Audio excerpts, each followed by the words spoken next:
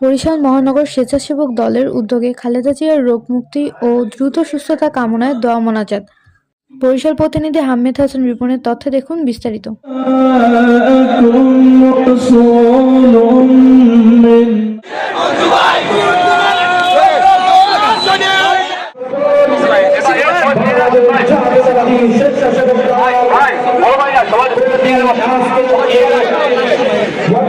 সবাই আমাদের মাঝে এসে উপস্থিত হয়েছেন দক্ষিণ অঞ্চলের শিলপুরুষ সংসদ সদস্য রহমান সরোয়ার সভাপতিত্ব করবেন।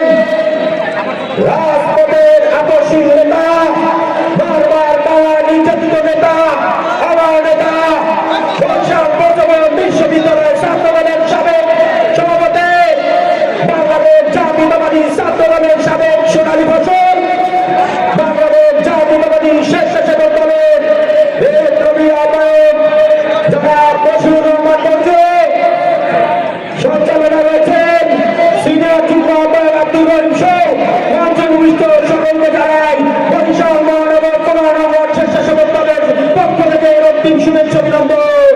বিপ্লবী সাথী বন্ধুগণ, আমরা কিন্তু ঘরে ফিরে চাই না, আমরা হাসিনাকে পতন ঘটিয়ে এই মহানগর স্বেচ্ছাসেবক দল একটি সুসংগঠিত দল হিসেবে পরিণত হয়েছে।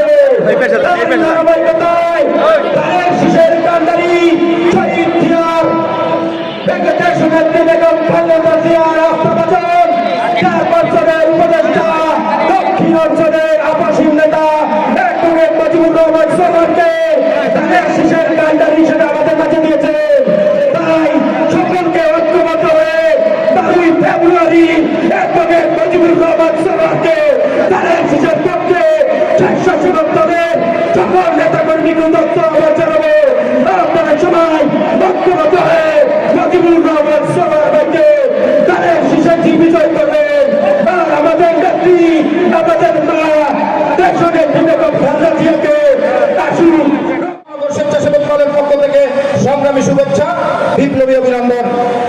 সংগ্রামী নেতৃবৃন্দ, আজকে এমন এক সময় আমরা এই বক্তব্য দিতে দাঁড়িয়েছি যখন আমাদের